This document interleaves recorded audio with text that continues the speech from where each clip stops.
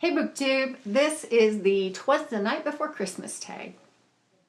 I got my ticket for the long way round. I'm Jen and I talk about audiobooks.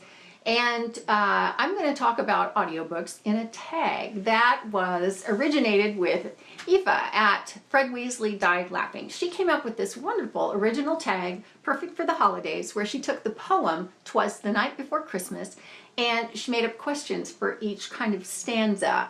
I think that's fabulous, especially for Christmas. And I was tagged by the incredible Michaela at Michaela Eve Reads, and you've heard me go on and on and on about her. So if you haven't gone over to check out her channel, please do so because you will thank me.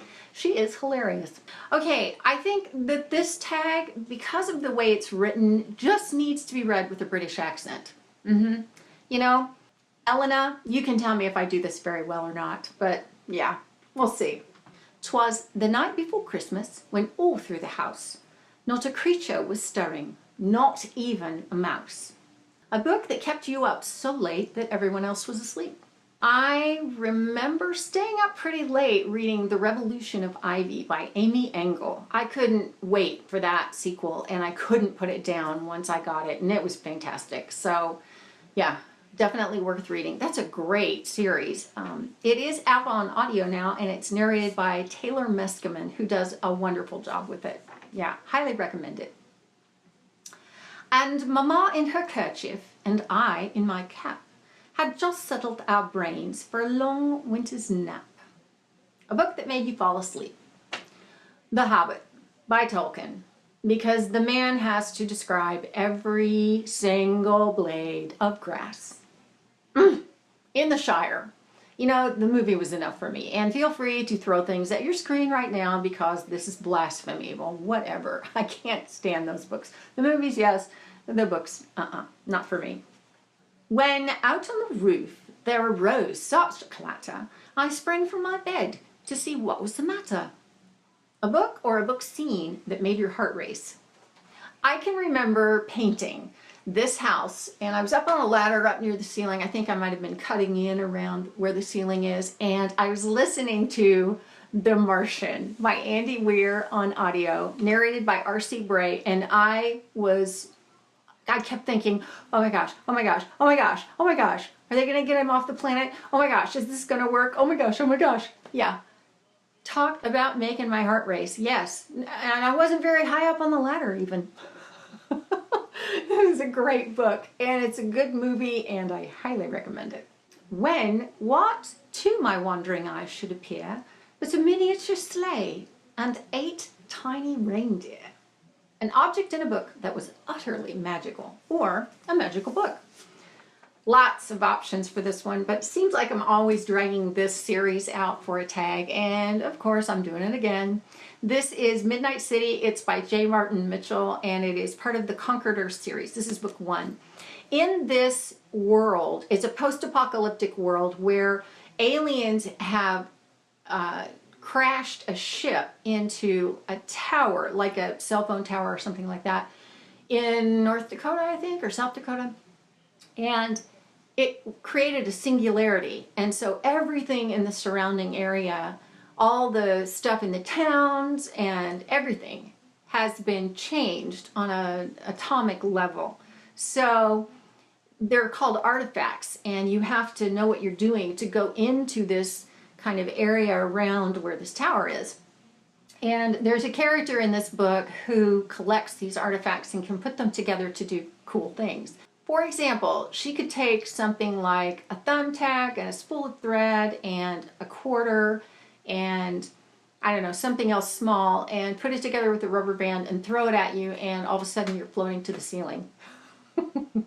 This is so cool. She does that kind of stuff all the time, and she kind of has a knack for it, a feel for it, and so yeah, magical objects. I don't know that they're technically magical in this book, but they seem magical. So yeah, this is a great series. If you haven't read it, it's really cool. With a little old driver, so lively and quick, I knew in a moment it must be St. Nick. A twinkle-eyed book character that made you happy. For this one, I gotta go with Malvery from Retribution Falls. This is book 1 in the Ketty J series, and he's a doctor and he's a drunk. something bad happened, and so he drinks to forget. And he loves to laugh and make everybody else laugh, and he's always making these jokes and wisecracks, and oh, he is so funny. He's so funny. He's always got a twinkle in his eye like, So, what a pleasure. And you know what? This book is finally available on audio in the US. It's narrated by Rupert Degas, and best narration I think I've ever heard in my life. So, yeah, go to Audible, get this on audio. And I forgot to tell you, Midnight City is narrated by Kirby Hayborn on audio, and it is wonderful. He is so talented. So, up to the housetop. The coursers, they flew with the sleigh full of toys and St. Nicholas, too. A book that made you fly to another land. For this one, I just finished Winter by Marissa Meyer. It's book 4 in the Lunar Chronicles, and it's set on the moon, and it really took me to the moon. And just the whole thing was so vivid, and I loved it. I really did. I thought, this is so much fun. It really did take me away. And then, in a twinkling, I heard on the roof the prancing and pawing of each little hoof. A book creature you love. How could I resist? Manche, from The Knife of Never Letting Go by Patrick Ness. This is book 1 in the Chaos Walking series, and Manche is Todd's dog. And on this planet, everybody can hear everybody else's thoughts. It was wonderful fun to hear what Manche was thinking, and you just grew to love him. He was a wonderful, wonderful creature, and I just fell in love with him. That one's narrated by Nick Podell on audio, and I highly recommend, if you're going to read this series, read it on audio with Nick Podell narrating, because he is superb. He was dressed all in fur from his head to his foot, and his clothes were all tarnished with ashes and soot.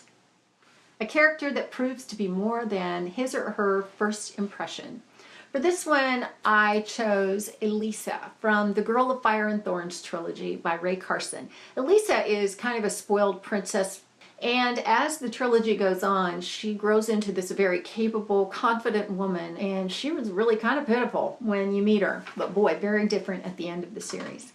He had a broad face and a round little belly that shook when he laughed, like a bowl full of jelly. A book or character that made you laugh.